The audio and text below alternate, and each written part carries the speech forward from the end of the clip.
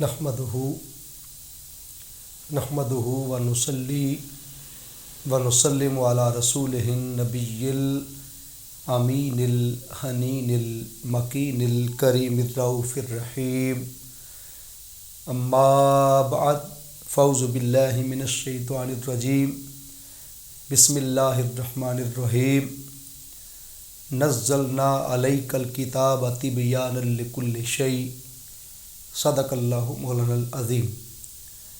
नहायत ही वाजिबुल एहतराम मुकर्रम मुहतशम सामईन व सामयात, नाज़रीन व नाज़रात, मुअज़्ज़ज़ ख़वातीन व हज़रात, अल्लाह तबारक व तआला का लाख लाख शुक्र है कि जिसने हम सबको अपने प्यारे हबीब मुकर्रम सल्लल्लाहु अलैहि वसल्लम की उम्मत में पैदा फरमाया।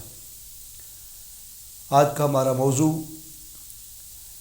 कुरान और साहिब कुरान सल्लल्लाहु अलैहि वसल्लम के हवाले से है। अगर कुरान मजीद फ़ुरक़ान हमीद का मुताला करें तो अल्लाह रब्बुल इज़्ज़त ने जहाँ भी अपने महबूब नबी सल्लल्लाहु अलैहि वसल्लम की महबूबियत के साथ ज़िक्र किया, वहाँ अल्लाह ने ख़ुद को सीग़ाए जमा के साथ बयान फरमाया।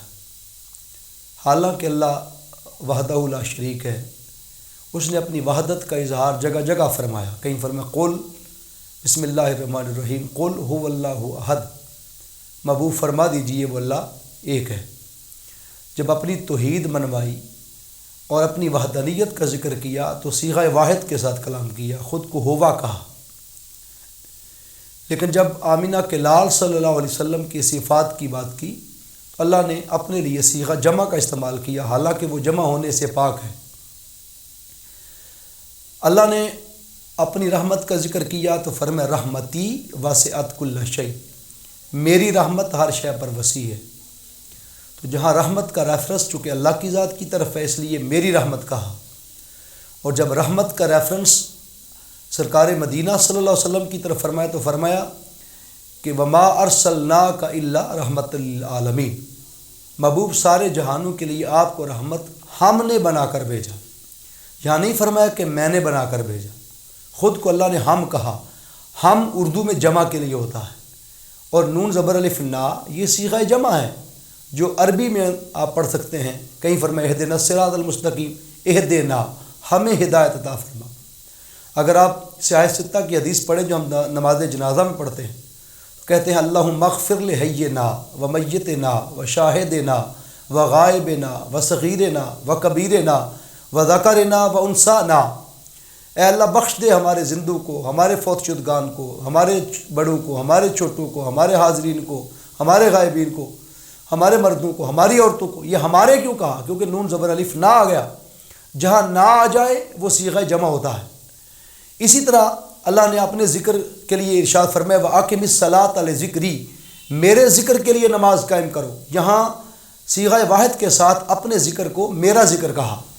लेकिन जब आमिना के लाल के ज़िक्र की बारी आई तो फरमाया इन्ना नहनु नज़्ज़लना ज़िक्रा व इन्ना लहू लहाफ़िज़ून, बेशक महबूब हमने आप पर कुरान नाज़िल फरमाया, हमने ज़िक्र को नाज़िल किया। तो चूँकि यहाँ ज़िक्र खुदा और ज़िक्र मुस्तफ़ा सल्लल्लाहु अलैहि वसल्लम कुरान मजीद की सूरत में है। और कहीं फरमाया वरफ़अना लका ज़िक्रक, महबूब हमने आपकी खातिर आपके ज़िक्र को बुलंद कर दिया। तो यहाँ हमने कहा।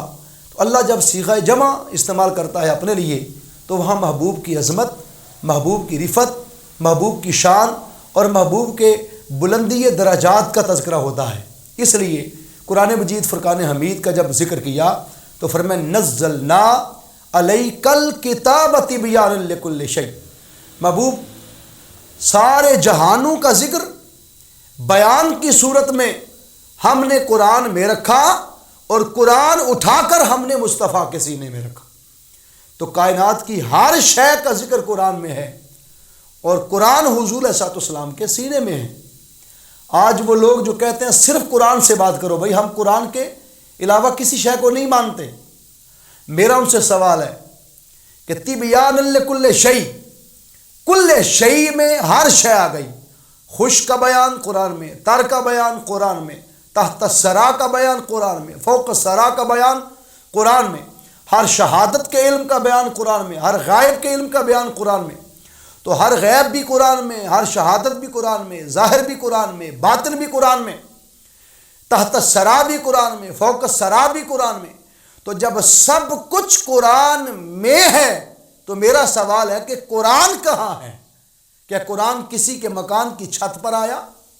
کیا قرآن کعبۃ اللہ کی چھت پر اترا؟ کیا قرآن مجید کسی مسجد کے مینار میں نازل ہوا؟ کیا قرآن پاک کسی پہاڑ پر آیا؟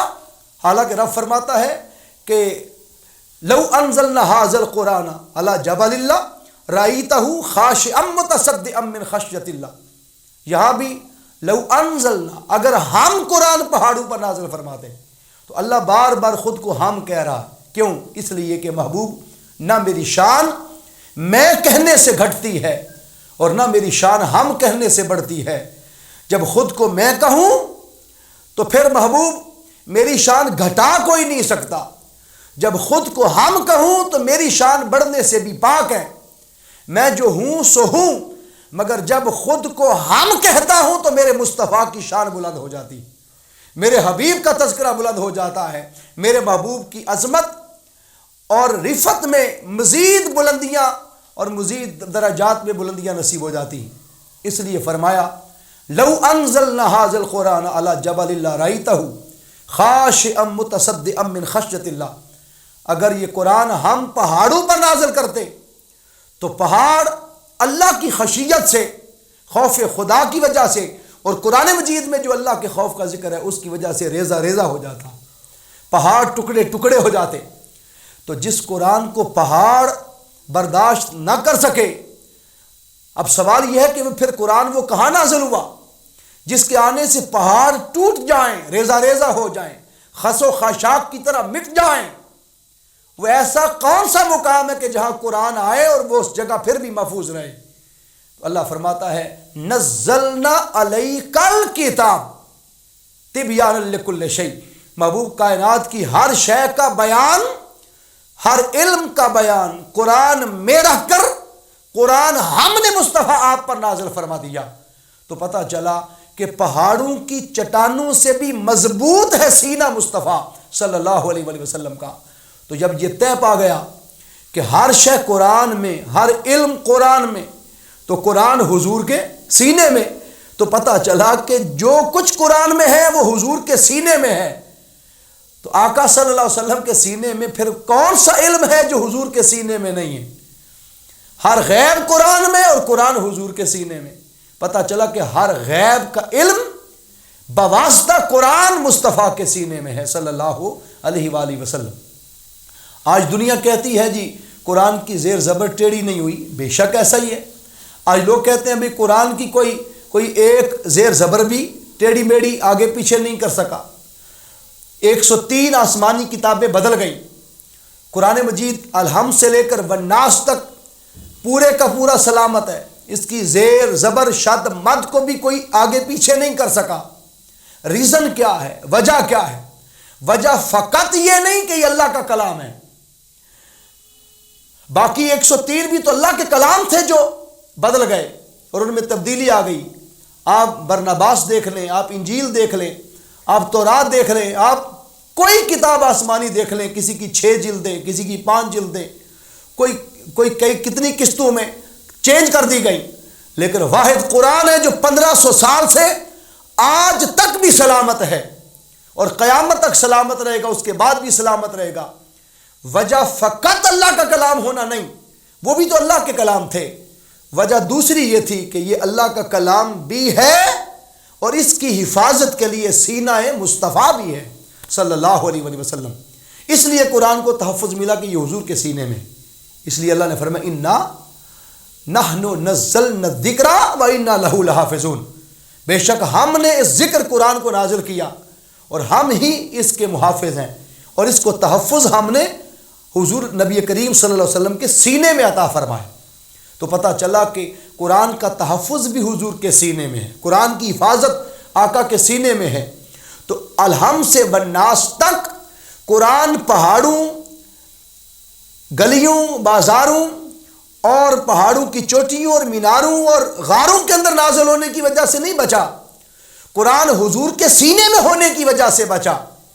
یہ وجہ ہے کہ قرآن مجید فرقان حمید جس سینہ مصطفیٰ میں آیا وہ سینہ پہاڑوں کی چٹانوں سے بھی زیادہ مضبوط ہے جس سینے میں قرآن نازل ہوا۔ اس سے پتہ چلا کہ قرآن مجید فرقان حمید اس لیے بچا ہوا ہے کہ جس سینے میں ہے مصطفیٰ کا وہ سینہ سلامت ہے۔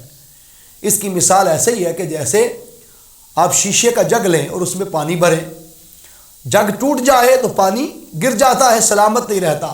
پانی کی سلامتی اس میں ہے کہ جگ سلامت رہے۔ اور بتاؤں کہ سارا جگ کیوں سلامت ہے؟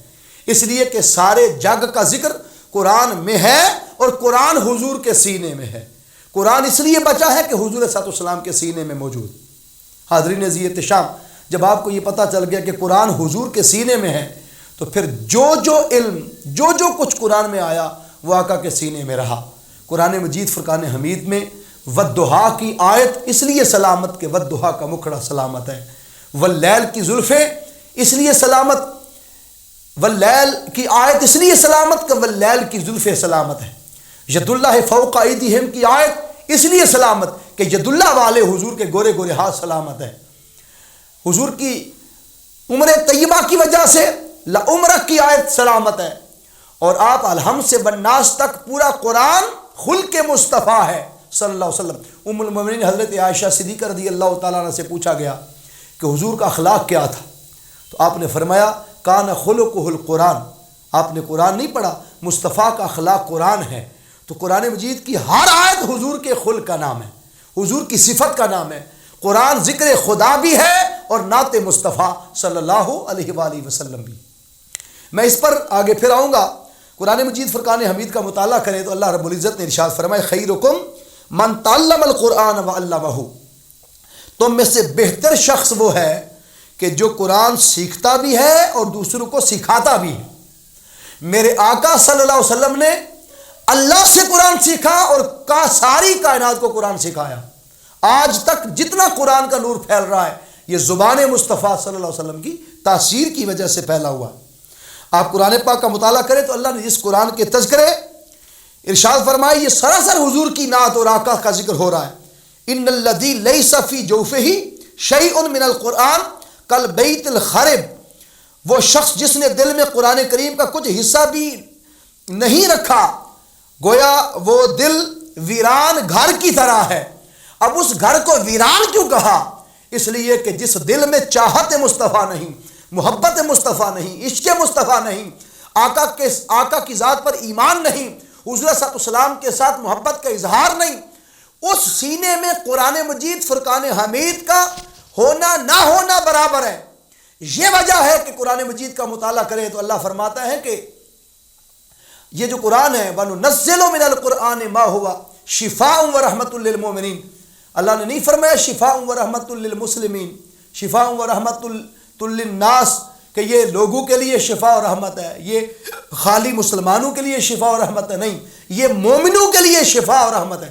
ہم نے قرآن کو نازل کیا مومنوں کے لیے شفا بنا کر، مومنوں کے لیے رحمت بنا کر، اور مومن کہتے ہی اس کو ہے جس کے سینے میں ادب مصطفیٰ ہو، محبت مصطفیٰ ہو صلی اللہ علیہ وسلم۔ اس لیے آقا صلی اللہ علیہ وسلم نے ارشاد فرمایا قیامت تک ایک ایسا گروہ میری امت میں سے آئے گا جن کے عمل صحابہ تمہارے اعمال سے کہیں زیادہ ہوں گے اور پہاڑوں کی مثل اونچے اونچے اپنے اعمال کو وہ دیکھیں گے، لیکن قرآن ان کے حلق سے نیچے نہیں اترے گا۔ اب حلق تک قرآن آیا اور نیچے نہیں اترا، قرآن کا حلق تک آنا اور نیچے نہ اترنا، اس سے مراد کیا تھا؟ جو چیز حلق تک آ جائے، حلق یہ نازک ہڈی ہے گھنڈی والی، اس سے نیچے کیوں نہیں اتر رہا؟ جو چیز یہاں آ جائے منہ سے وہ آگے جانا تو آسان ہوتی ہے، لیکن قرآن حلق پر آ کر بیٹھ کر اندر جھانک کے دیکھتا ہے اس کے سینے میں ادب مصطفیٰ کا چراغ روشن ہے کہ نہیں، محبت رسول کے چراغ روشن ہے کہ نہیں۔ اگر اندر عشق مصطفیٰ، محبت مصطفیٰ، الفت مصطفیٰ، یگانگت مصطفیٰ، صحبت مصطفیٰ، حضور کی الفت اور آقا کے پیار کے چراغ روشن نہ ہوں، قرآن اس دل میں نہیں اترتا، وہ حلق سے اوپر اوپر رہتا ہے۔ اس لیے قرآن وہاں فائدہ دیتا ہے جہاں عشق مصطفیٰ ہو، محبت و ادب رسول صلی اللہ علیہ وسلم ہو، اس لیے اس دل میں قرآن فائدہ دیتا ہے جس دل میں حضور علیہ السلام کی محبت ہوتی، اس لیے وہ دل ویران ہے جس دل میں قرآن کا نور رہو، کیونکہ قرآن حضور کی نعت ہے صلی اللہ علیہ وآلہ وسلم۔ اس لیے یہ حدیث پاک امام ترمذی نے السنن کے اندر اسے کتاب و فضائل القرآن کے اندر روایت کی، اور اسے پچھلی حدیث پاک خیرکم من تعلم القرآن وعلمہ، اس کو حضرت عثمان ابن عفان رضی اللہ تعالیٰ عنہ نے روایت کیا، اور وہ حدیث پاک اس کو امام بخاری نے کتاب و فضائل القرآن کے اندر روایت کیا ہے۔ پھر حضور صلی اللہ علیہ وسلم نے ارشاد فرمایا، یہ دارمی سنن الدارمی کی حدیث ہے، اور حضرت عبداللہ رضی اللہ تعالیٰ عنہ فرماتے ہیں کہ ان ھذا القرآن مادبۃ اللہ فمن دخل فیہ فہو آمن، بے شک یہ قرآن اللہ تعالیٰ کا دسترخوان ہے، بس جو اس دسترخوان میں شامل ہو گیا اسے امن نصیب ہو گیا۔ قرآن دسترخوان ہے، جیسے دسترخوان پر آپ کچھ چیزیں کھاتے ہیں، نعمتیں لیتے ہیں، اللہ کی نعمتوں میں سے اتنا بڑا انعام ہے کہ جس طرح کھانا پیٹ کو سیراب کرتا ہے، اسی طرح قرآن کا نور روحوں اور دلوں کو سیراب کرتا ہے۔ کیوں؟ کہ قرآن ذکر خدا بھی ہے اور نعت مصطفیٰ بھی ہے، اور حضور کی محبت و عشق کے ساتھ دلوں کو سیراب کیا جاتا۔ پھر حدیث پاک میں حضور صلی اللہ علیہ وسلم نے فرمایا القرآن شافع مشفع، قرآن روز قیامت شفاعت کرنے والا ہے جس کی شفاعت قبول کی جائے گی۔ قرآن رب کی بارگاہ میں عرض کرے گا، مولا اس کی بخشش کر دے، اس لیے کہ اس نے مجھے تلاوت کیا تھا اور تیری رضا کی خاطر اس نے مجھے تلاوت کیا تھا۔ اور حضرت عبداللہ ابن عمر رضی اللہ تعالیٰ عنہما سے حدیث روایت ہے، امام ترمذی نے کتاب و فضائل القرآن کے اندر اس سے روایت کیا کہ یقال لصاحب القرآن، قرآن پڑھنے والے سے قرآن کہے گا اقرا ورتقِ ورتل کما کنت ترتل فی الدنیا فإن منزلتک عند آخر آیۃ تقرأ بها، قرآن مجید پڑھنے والے سے جنت میں کہا جائے گا، آواز آئے گی کہ قرآن کو پڑھتا جا اور جنت میں منزل بمنزل بلند ہوتا چلا جا، اوپر چڑھتا چلا جا، اور یوں ترتیل سے پڑھ جیسے دنیا میں ترتیل کے ساتھ ٹھہر ٹھہر کے قرآن کو پڑھتا تھا۔ تیرا ٹھکانہ جنت میں وہاں ہوگا جہاں قرآن کی آخری آیت تو تلاوت کرے گا، ہر آیت پر اس کو درجہ بلند کر دیا جائے گا، اور یہ ساری بلندیاں رفعت ذکر مصطفیٰ صلی اللہ علیہ وآلہ وسلم کے ہونے کی وجہ سے نصیب ہو رہی ہیں۔ اور پھر حضرت عبداللہ ابن بریدہ اسلمی رضی اللہ تعالیٰ سے روایت ہے، من قرأ القرآن وتعلمہ وعمل بہ البس یوم القیامت تاجا من نور ضوءہ مثل ضوء الشمس، جس نے قرآن پڑھا، اس کا علم حاصل کیا اور اس پر عمل پیرا ہوا، اسے قیامت کے دن نور کا تاج پہنایا جائے گا جس کی روشنی سورج کی روشنی کی طرح ہوگی، اور پھر وَيُكْسَى وَالِدَيْهِ حُلَّتَانِ، اور اس قرآن پڑھنے اور عمل کرنے والے کے والدین کو دو لباس جنت کے حلے عطا فرمائے جائیں گے، اور پھر لا يُكَوَّمُ بِهِمَ الدُّنْيَا فَيَقُولَانِ بِمَا قُسِينَ هَذَا فَيُقَالُ بِأَخْذِ وَلَدِكُمَ الْقُرْآنِ، وہ والدین عرض کریں گے مولا کہ یہ ہمیں کس وجہ سے اتنا خوبصورت لباس اور خلعتیں عطا فرمائی گئیں، اگر ساری دنیا بھی اس کے برابر قیمت چکانا چاہے تو نہیں چکا سکتی، اتنی بڑی قیمت اور مالیت کے یہ خلے ہمیں عطا کیے گئے، تو مولا کسی وجہ عطا کیے گئے؟ تو انہیں جواب دیا جائے گا تمہارے بیٹے نے قرآن پڑھا اور اس پر عمل کیا، اللہ نے اس بیٹے کے عمل کی وجہ سے آپ کو یہ خلعتیں اور یہ لباس عطا فرما دیے۔ پھر حضرت عبداللہ ابن عباس رضی اللہ تعالیٰ فرماتے ہیں من قال فی القرآن بغیر علم فلیتبوأ مقعدہ من النار، جو شخص بغیر علم کے قرآن مجید پر گفتگو کرے وہ اپنا ٹھکانہ جہنم میں سمجھے۔ علم رکھتے ہوئے قرآن مجید کو پڑھنا چاہیے اور لوگوں کو سکھانا چاہیے۔ حاضرین عزیزِ شام، اگر قرآن مجید فرقان حمید کا مطالعہ کریں تو جگہ جگہ اللہ نے قرآن مجید میں اپنے محبوب نبی صلی اللہ علیہ وآلہ وسلم کے تذکرے کیے، کہیں حضور کی واللیل کی زلفوں کے تذکرے، کہیں حضور علیہ السلام کی کنڈل والی زلفوں کے تذکرے کے ساتھ ساتھ ید اللہ والے گورے گورے ہاتھوں کے تذکرے، کہیں حضور علیہ السلام کے رخسار مبارک کے تذکرے، کہیں طٰہٰ کی جبی کے تذکرے، کہیں حضور علیہ السلام کی بصارت کے ما زاغ البصر و ما طغیٰ کے تذکرے، کہیں ما کذب الفؤاد و ما رأیٰ، کہیں قلب مصطفیٰ صلی اللہ علیہ وسلم کا ذکر، کہیں حضور کی رویت کا ذکر، کہیں آقا صلی اللہ علیہ وآلہ وسلم کے سر سے لے کر قدموں تک سراپا وجود کا ذکر، کہیں حضور کے عمر طیبہ کی قسمیں، کہیں حضور کی بچپن کی قسمیں، لا اقسم بہذا البلد، کہیں حضور خرام ناز کرے اس شہر کی قسم، جہاں حضور پھرے اس شہر اور گلیوں کی قسم، یہ سارے کے سارے تذکرے اس قرآن مجید میں صاحب قرآن مصطفیٰ کو راضی رکھنے اور راضی کرنے کے لیے کیا گئے۔ اگر آپ مطالعہ کریں قرآن پاک کا تو 103 جو بقیہ رسولوں پر کتابیں نازل ہوئی، 1.25 لاکھ نبی ہیں، ان میں سے 313 یا 314 رسول ہیں۔ ہر نبی صاحب کتاب نہیں ہوتا، لیکن رسول صاحب کتاب ہوتا ہے۔ ہر نبی رسول نہیں ہوتا، لیکن ہر رسول نبی ضرور ہوتا ہے۔ اب جتنے رسولوں کو کتابیں ملی، کسی ایک رسول کو بھی جہاں وہ رسول ہوتے وہاں کتاب نہیں ملتی تھی، اور ہر رسول کو حکم ہوتا کہ میرا کلام اور میرے کلام اور میری کتاب کا ادب ہے کہ تم مدین چھوڑ کر وہاں آؤ، فلسطین چھوڑ کر وہاں آؤ، عراق چھوڑ کر وہاں آؤ، شام چھوڑ کر وہاں آؤ، اپنی خلوت، اپنی جلوت، اپنا اٹھنا، اپنا بیٹھنا، اپنا لیٹنا، اپنا سونا، اپنا جاگنا، اپنا کھانا پینا، مجلس برخاست، ہر شے قربان کر کے میرے کلام کے پیچھے چل کے آؤ۔ یہ وجہ ہے کہ حضرت ابراہیم علیہ السلام کو صحیفہ ابراہیمی لینے کے لیے ملک شام کے قریب قصبہ حلب کے حلبی پہاڑ پر بکریاں چراتے ہوئے دوسرے پہاڑ پر کلام ملا۔ حضرت موسیٰ علیہ السلام کو تورات اللہ نے کوہ طور پر عطا فرمائی۔ حضرت داؤد علیہ السلام کو کلام فلسطین کے چٹیل میدان میں عطا فرمایا۔ حضرت عیسیٰ علیہ السلام کو کلام یعنی انجیل رب کائنات نے کوہ سعیر پر عطا فرمائی۔ ہر رسول کو جگہ چھوڑ کر، علاقہ چھوڑ کر، گھر چھوڑ کر، بستر چھوڑ کر، بیوی بچے چھوڑ کر، تجارت چھوڑ کر، کاروبار چھوڑ کر، سب کچھ چھوڑ چھاڑ کے کلام کی خاطر آنا بھی پڑا۔ اور 40 لیلہ حضرت موسیٰ علیہ السلام کلیم جیسی ہستیوں کو 40 راتیں کوہ طور پر اس کے انتظار میں گزارنا بھی پڑے۔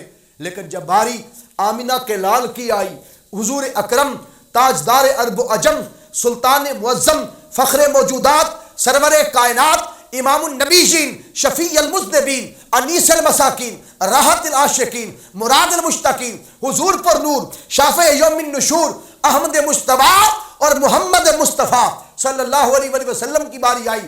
رب نے حضور کے لیے یہ کنڈیشن قائم نہیں کی، حضور پر کوئی شرط عائد نہیں کی۔ یہ نہیں فرمایا محبوب کہ جہاں پر میرا کلام ہوگا وہاں چل کر آپ کو آنا پڑے گا، نہیں، فرمایا میرے مصطفیٰ آپ کی عظمت، آپ کی شان، آپ کی رفعت، آپ کا درجہ، آپ کی فضیلت، آپ کی عظمت، آپ کا رتبہ، آپ کا مقام اور آپ کی شان یہ ہے کہ جدھر جدھر رخ والضحیٰ پھرتا جائے گا، میرا قرآن جبریل نوکر بن کے مصطفیٰ کے پیچھے لیتا آئے گا۔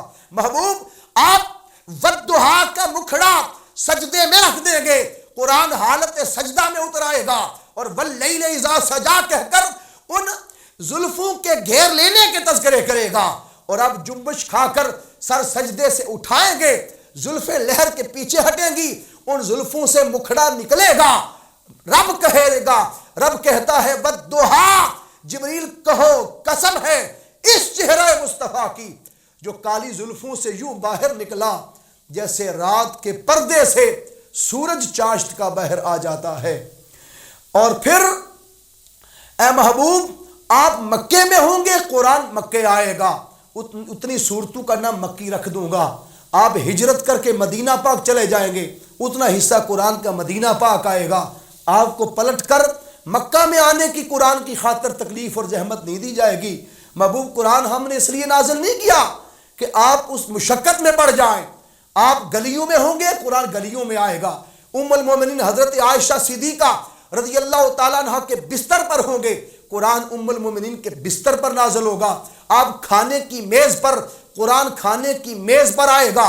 اے محبوب آپ سفر پر، قرآن سفر پر، آپ حضر میں، قرآن حضر میں، آپ نشست میں، قرآن حالت نشست میں نازل ہوگا، آپ نشست برخاست کریں قرآن اس وقت نازل ہوگا، آپ پہاڑ کی چوٹی پر، آپ قرآن پہاڑ کی چوٹی پر نازل ہوگا، آپ غار میں اقرا بسم ربک الذی خلق کہہ کر قرآن غار میں آئے گا، کہیں ساری اسنین اذ ہما فی الغار کہہ کر قرآن غار میں آئے گا۔